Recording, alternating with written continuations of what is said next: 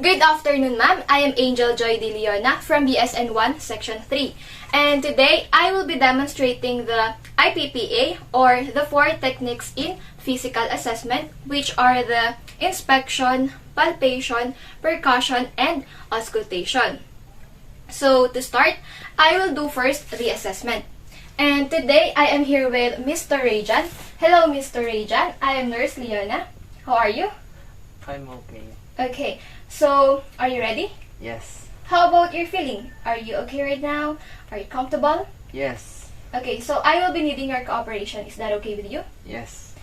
Okay, in conducting the procedure, we will follow the sequence from inspection, palpation, percussion, and auscultation.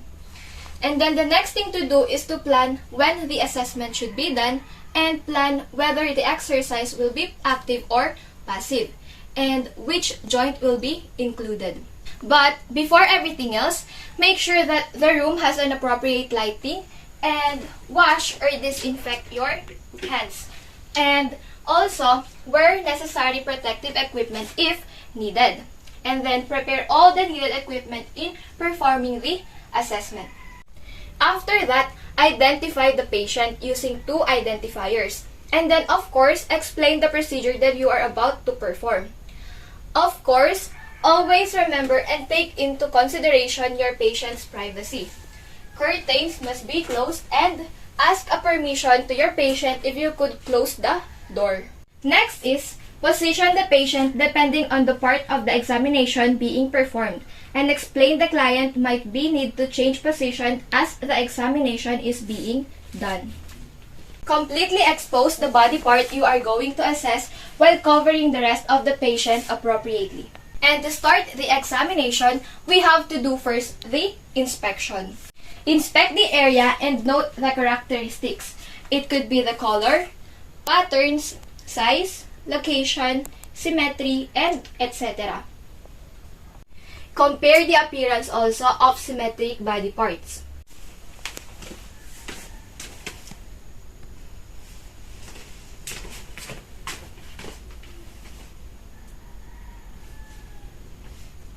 Now, I will be conducting the palpation. In palpating the patient, you have to determine which characteristic you are going to palpate to find which part of the hand is the best to use. There are different types of palpation, but it depends on the depth of the body part being assessed. So, we have the light, moderate, deep, and bimanual palpation. For light palpation, place the dominant hand lightly on the surface of the structure. There should be very little or no depression, less than 1 cm, using the finger pads with a gentle circular motion. Slightly lift your hand as you move to a different spot and avoid sudden jumps.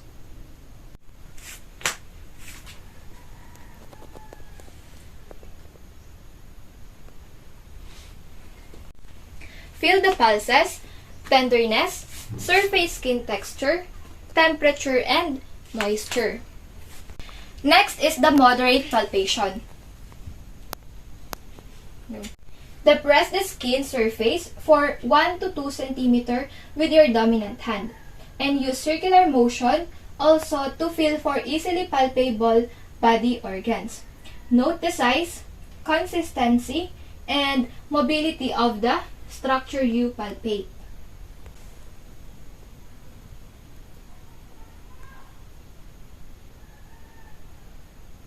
Okay, so next is the deep palpation. On the deep palpation, you have to use your dominant hand and place it on the skin surface, and also use your non-dominant hand to put at the top of your dominant hand. Note the size, shape, consistency, and mobility of the structure you palpate. And then the last one is the bimanual palpation. In bimanual palpation, we have to use our both hands. And one hand to apply pressure and the other hand to feel the structure. For the last time, note again the size, shape, consistency, and mobility of the structure you palpate.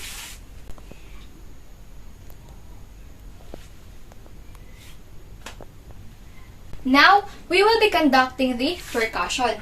On percussion, there are also different types. We have direct, blunt, and indirect percussion. Percuss the body part using the different types of percussion. So the first one is the direct percussion. This is the direct tapping of a body part with 1 or 2 fingers to elicit possible tenderness.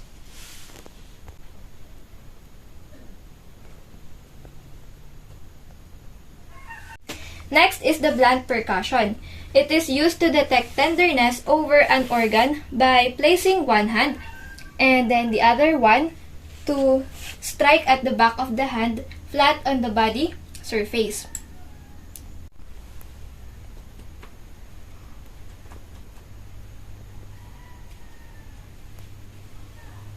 And then the last one is the indirect percussion. In indirect percussion, you have to use the middle finger of your non-dominant hand but still keep the other finger. And then place it on the body surface and use the middle finger of your dominant hand to strike the non-dominant hand being percussed.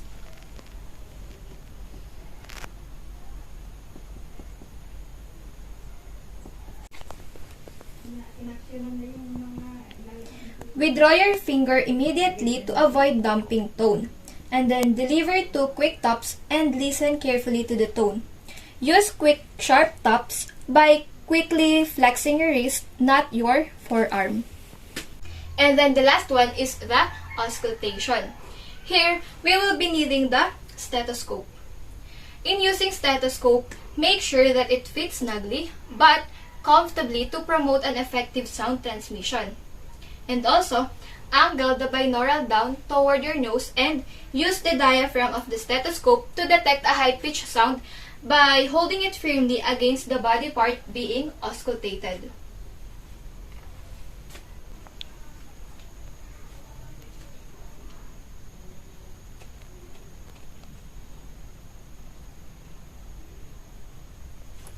Okay, you can also use the bell of the diaphragm to detect a low-pitched sound by holding it firmly against the body part being auscultated.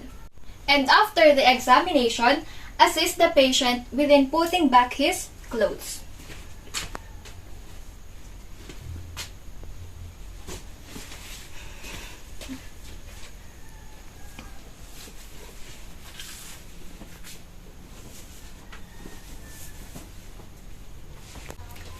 Okay, assist the client in a comfortable position and do aftercare of equipment.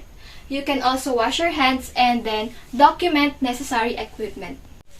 That's how we do the inspection, palpation, percussion, and auscultation. That's all. Thank you.